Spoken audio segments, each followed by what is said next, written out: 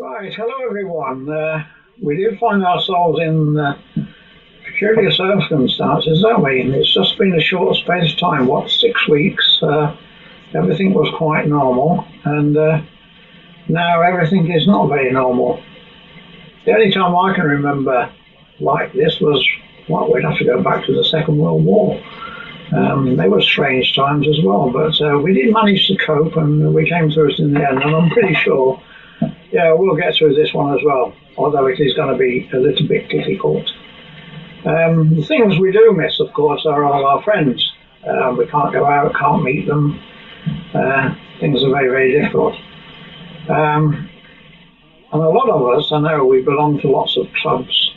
We can't even meet at clubs now. So what Doug and myself thought we would do, and this all started from an idea that we would give a talk at Probus. This was going to be in the autumn, and to help with the speaker finder program, but the events have overtaken us just a little bit, so we decided to do it, or try and put it on some sort of film for you now.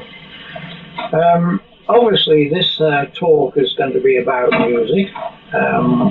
We're not going to educate you, I don't think. We're not going to, hopefully not going to bore you. But I know a lot of you did support us in our music endeavours, and I worked out not so long ago that we did something between 50 and 60 music presentations at the Golf Club. And the thing that I remember about them all was that they were all very, very well supported, and we're very thankful for that. About music, where do we start? We started with the title, and the thing that I came up with was a title for this piece was It's Knowing When to Clap, because as you know, when we go to concerts, one of the things that you have to watch out for is the clapping in the wrong place. And this is basically what this talk is going to be about.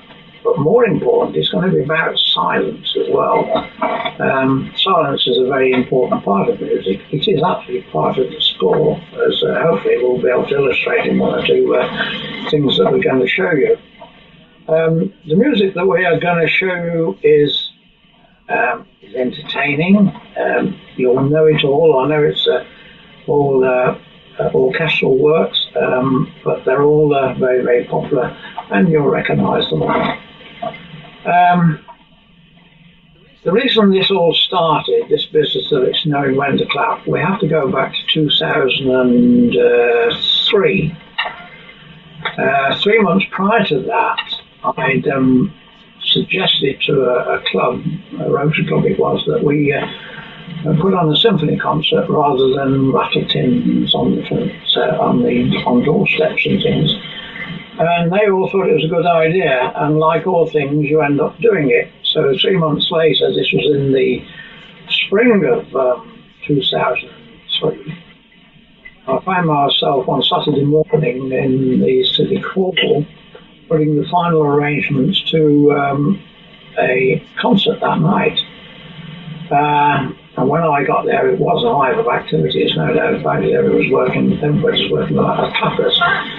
And during a break, I managed to have a brief chat with the conductor that night, Andrew Constantine, and the soloist, Helen Reid. And Andrew Constantine is the conductor of the Bardi Symphony Orchestra, and they're 75 strong, big orchestra, and I rate them as possibly one of the best non-professional orchestras in the country. They are that good. And the soloist was Helen Reid. She's going to play the Grieg Piano Concerto. And Helen was a finalist in the BBC International Piano Competition, so she was no mum. So there was no problems there. But during this chat, I said, look, we've got a full house tonight. They're very enthusiastic, but Helen, they are bound to clap after the first movement of the Grieg Piano Concerto. I said, will this look right?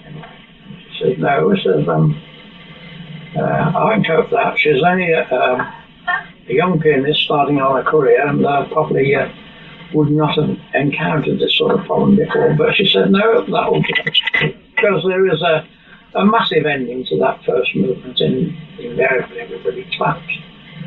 And I said, Andrew, what about you? Will it upset you? And he said, no. Brian, he says, it won't upset me one iota. And then he put his arm around me and said, Brian, he says, these people have bought the tickets, they can clap the hell when they like. And I thought to myself, if it's only that simple.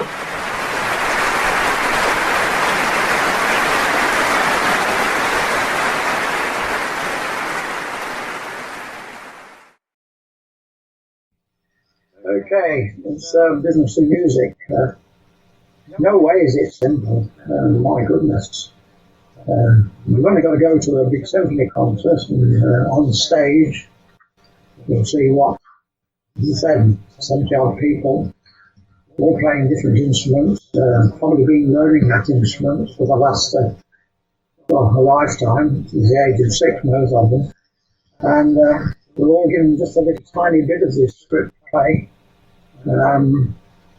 It's a bit like a jigsaw puzzle when you think about it. They've all got a little piece, and it doesn't make any sense until all those little pieces in place, and you end up with something, a fantastic picture of music in your life. And the first piece of music we're going to show you is the end of Tchaikovsky's Fifth Symphony. And you'll see lots of these instruments all play their little tiny part in this jigsaw of music. One thing I want you to watch out for is the conductor. The young lady, she's Korean, I'm pretty sure she's Korean, Wang, her name is. And she's an accomplished cellist in her own right, and she's given many performances as a solo cellist. And since she's taken up conducting, this young lady conducts with an unbelievable amount of enthusiasm. And you can see it in her face. She's really, really enjoying what she's doing. And this is obviously communicated to the orchestra. The orchestra seems to love her. And of course, the orchestra, that then is all their music is conducted to the massive audience. And one thing that the majority of the audience don't see is this young lady's face, and she's obviously got a back to it, but we've got this footage. And the whole thing goes through tremendous fun. No need to worry about clapping and silence in this case. That already takes care of itself. See what you enjoy.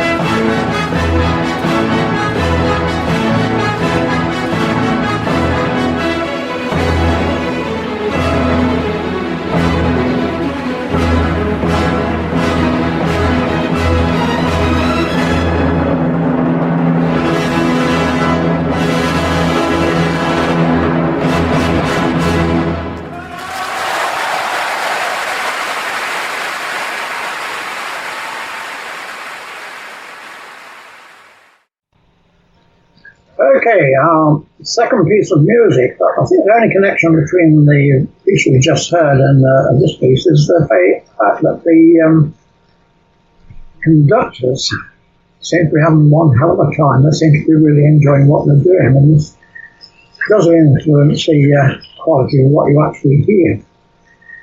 But this piece now involves silence, both at the beginning of the concert, in the middle of this piece, and certainly at the end as well. At the start of the concert, the conductor walks on the platform, and obviously he gets applauded. It would be an odd thing if he walked on and nobody did applaud, so the applause is very, very important in this case. But he obviously is waiting for complete silence before he starts. And to my mind, once he's got that complete silence, to my mind, the music has already started. It's anticipation now. In order to appreciate the whole of this piece, you need to know a little bit about the story. It's Richard Strauss's Don Juan. And Don Juan, he's a bit of a lad, he is described as a Lothario, libertine. He goes about all over Europe on his horseback, seducing as many women as he could come across. And he leaves a tremendous trail of havoc all over the place. And this is beautifully done in music, because not only do you get the sequence in riding a horse all over the place and galloping, and this is done beautifully on a bank of four French horses. But obviously there's a seduction part. There's some beautiful music playing here. And one part of the music, he almost falls for the charms of one of his conquests. And almost to the point of thinking of giving up this terrible life and settling down. And this is beautifully done by a solo piece on the oboe. It's a beautiful piece of music. We can't hear that bit. But as I say, this piece of music does encapsulate all these bits we're talking about. The silence at the beginning, the silence in the middle, and knowing when to applaud at the end. Obviously, he's going to get his comeuppance, and certainly he does. Whether he's shot by a jealous husband or what, he dies of a heart attack, but this comes to an absolute abrupt halt in the music, and that's when you get this tremendous pause in the music, complete silence. And then you get these strains telling you, yeah, he's gone, he's gone. So there's no way that this lad was ever going to die in an old folks home, that's a certain fact.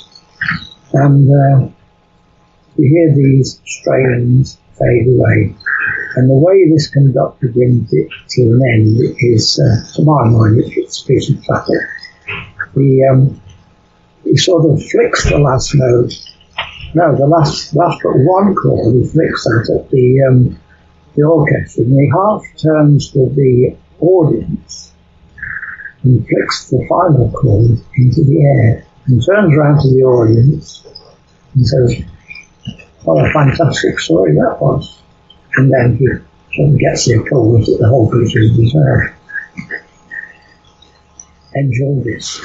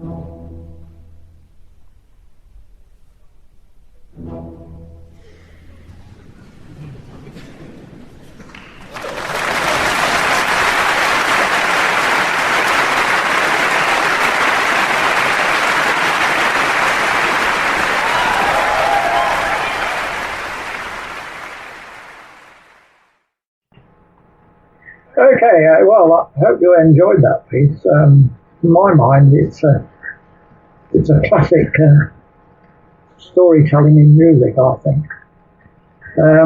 What about our next piece? You've got to bear in mind that most of these big pieces of music, especially this piece, Sibelius' Fifth Symphony, took a long time to put together. I think the composer got possibly about 3 years to put together. He's absolutely right. And he wanted to make sure that at the end of his symphony, that he was going to get clapping in the right place, if you like. He was going to get his applause when he wanted it. There was a rather complicated ending to this symphony. I think there's 4 or 5 tremendous chords right at the end. And you can see the concentration on the orchestra because they're counting as well. They can't afford to get it wrong. But Sibelius has got a bit of a trick up his sleeve. Obviously, he doesn't want his music destroyed, especially at the premiere. Right at the end of I think it's the 4th or 5th chord, is a double chord. And that's the indication that, yes, it's ended and you can walk clap. So here the composer is giving you a really good guide when to applaud. See if you like this piece. It's one of my favourite symphonies. In actual fact, that concert I was talking about earlier on, that we put on at Bedford City Hall, this was the symphony that the orchestra played that night. Okay.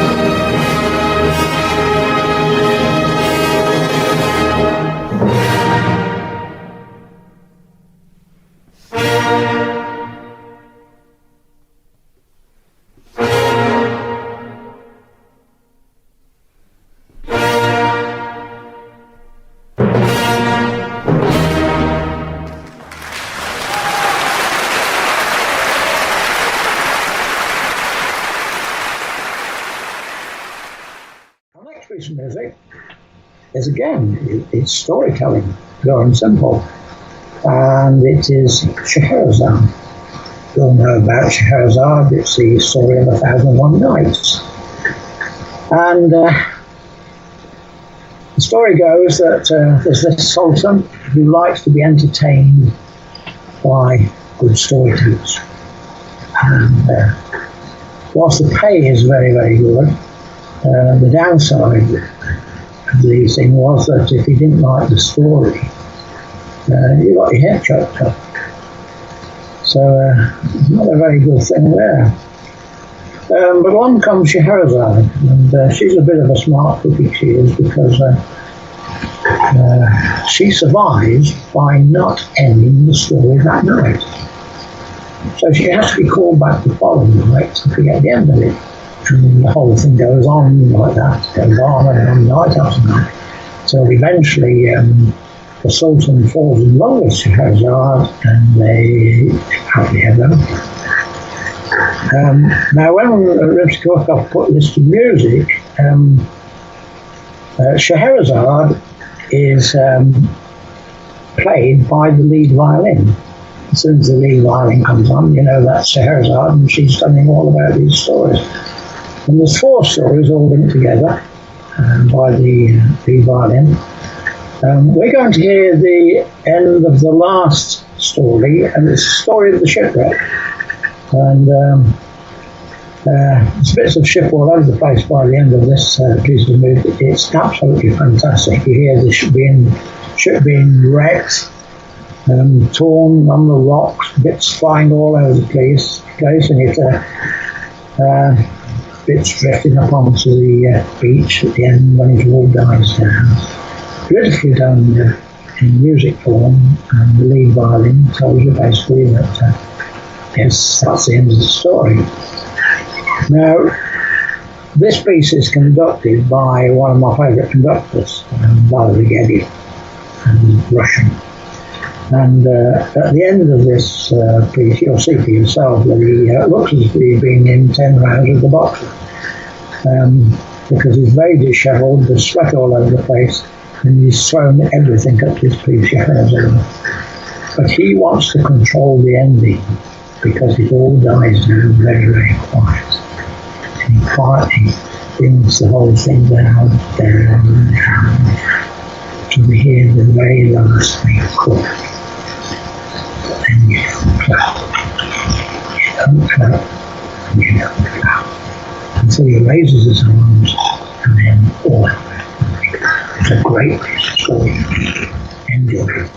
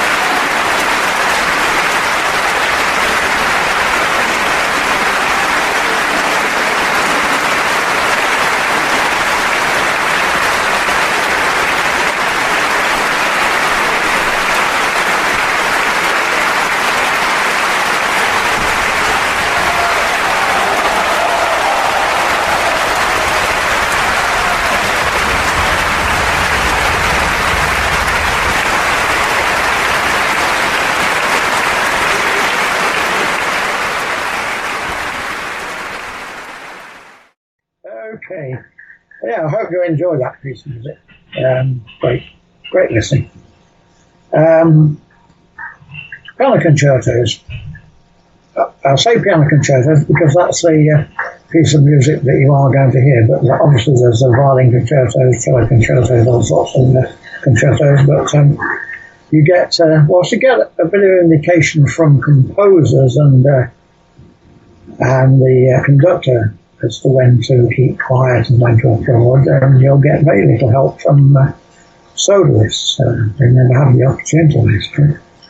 And the only indication that you're getting this piece is right at the end, and she'll leave you in no doubt whatsoever. This piece of music, Rachmaninoff's piano concerto, they always include these popular piano concertos in concerts because they are simply revenue earners.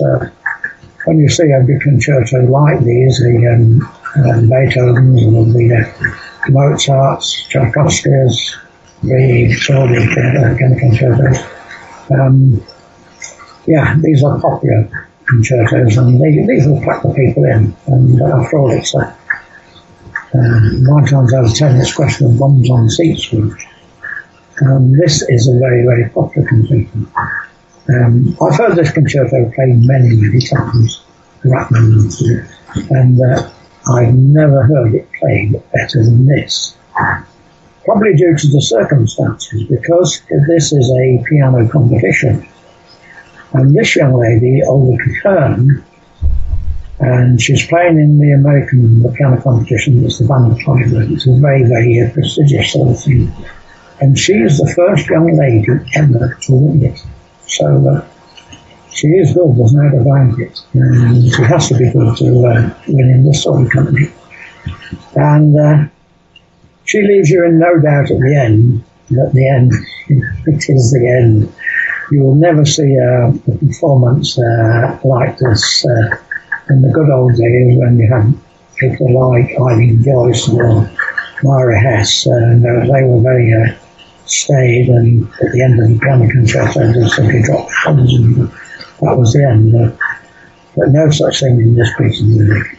As I say, it's a fantastic piece of music. It's beautifully played, and she really gets inside this piece of music. I hope you enjoy it as much as I do.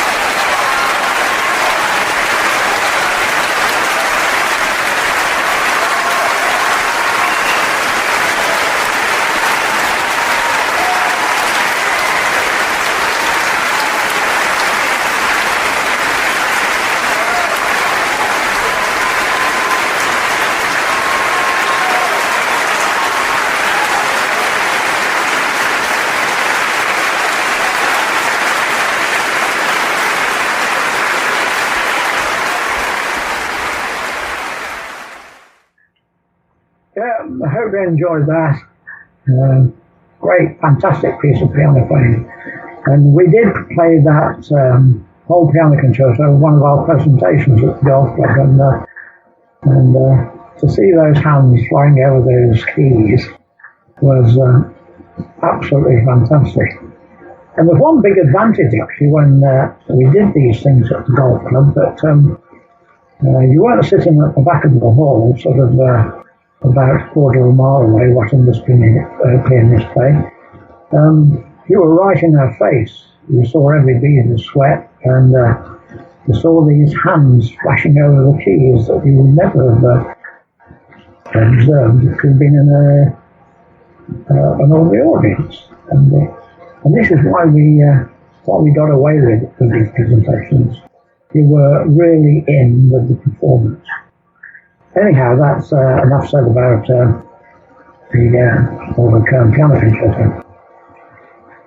So far, we've hopefully it's been a bit light-hearted, but now we get to the serious, where clapping in the wrong place will be an absolute disaster. And selected two pieces. The first is Samuel Barber's Adagio for Strings. Now, in this country, we've got Elgar, Enigma Variations, and usually Nimrod, that's played in all these solemn occasions, especially the armistice services and things like that. Very, very solemn, clapping, heads around, and instruments. Well, the Americans have got the same sort of thing, but they don't use it. Enigma. They've got their own thing, the Barber Adagio, and it's a beautiful piece of music. And halfway through this piece, there is a silence.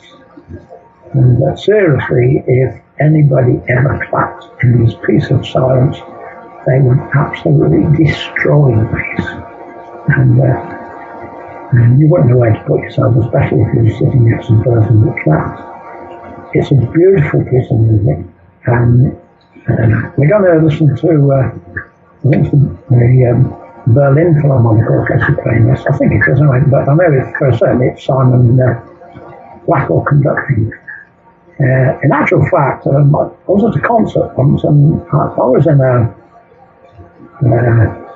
dinner jacket, and a white dinner jacket, and a lady came up to me and thought I was the conductor, and she said, could you sign my program for me? And I said, yeah, certainly. So, bit cheeky, I signed it, Simon Rattle. And I'm sure she went on and said to her husband, I met Simon Rattle, and he's had his hair cut. But it always struck me as, I wonder what she did say. Anyhow, Simon Rattle's conducting this piece, and this is serious stuff now. This is very, very serious stuff. And you'll hear the piece of music leading up to this tremendous silence. And it is pure silence. And it is part of the score. This is what it's all about. It is part of the score, this piece of silence. And eventually he raises his hands, and you hear these beautiful chords on the bass strings, bring the music back to life again. And again, Simon Rattle is a master of his art, isn't he? He brings the piece to a beautiful conclusion. I'm sure you're going to enjoy this.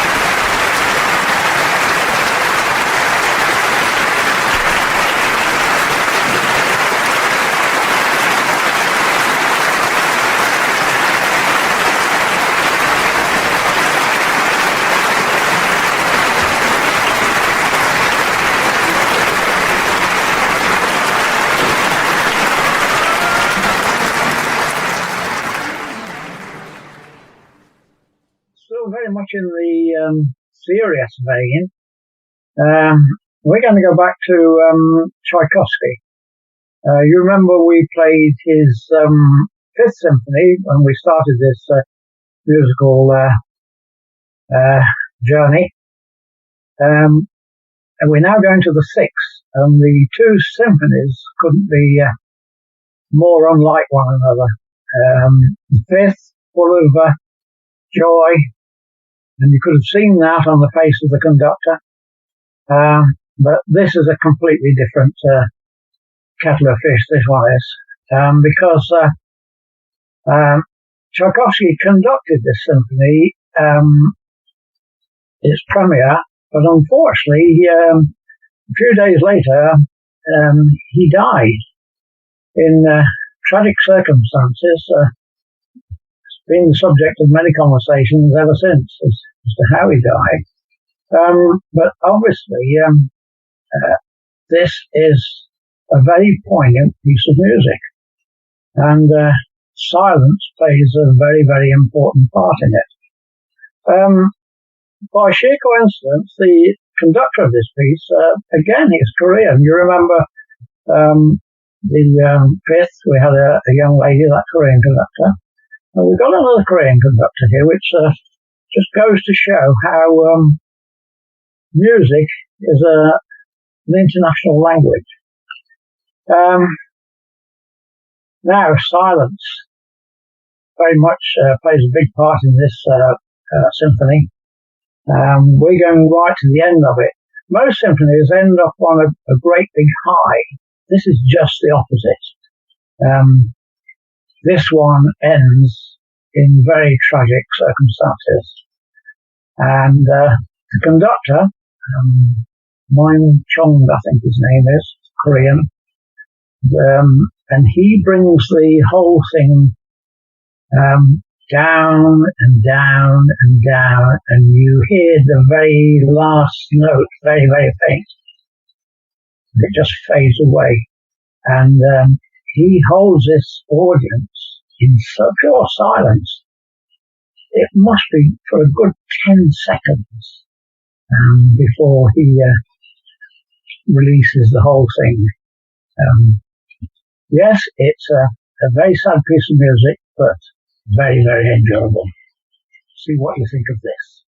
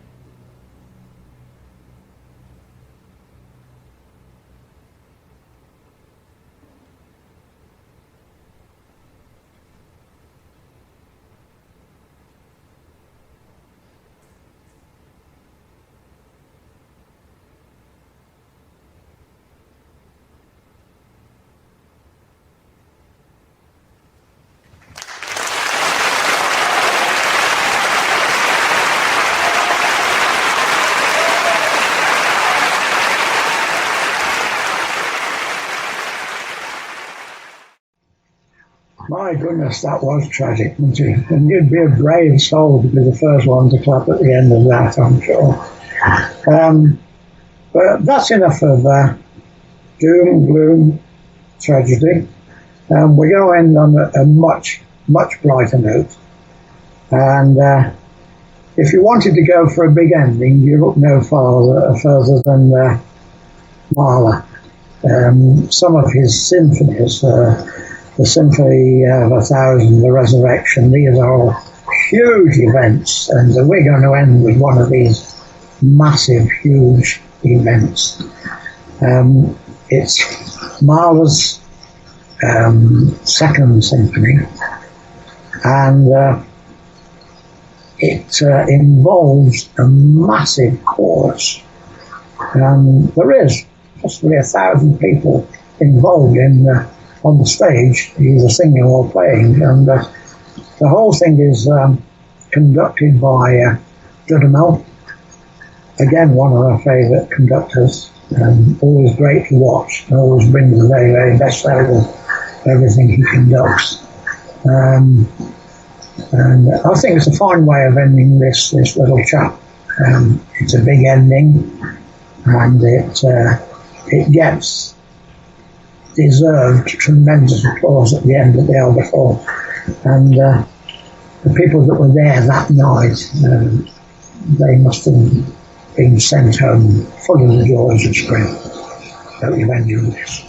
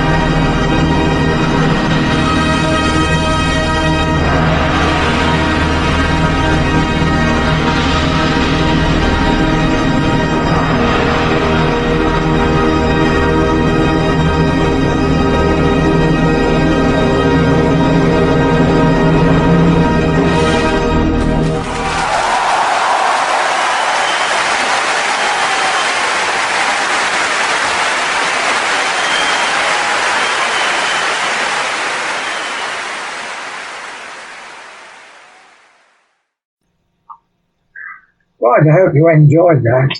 Great ending, wasn't it? Absolutely fantastic. God, I wish I'd have been there.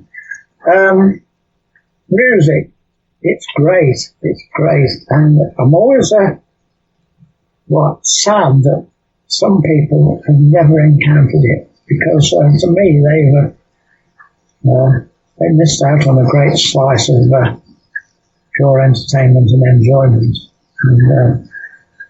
And although this has taken a bit of effort to put together, Doug is on the other end of this thing, and the amount of trouble we've had in sort of synchronizing everything and getting things to work backwards and forwards.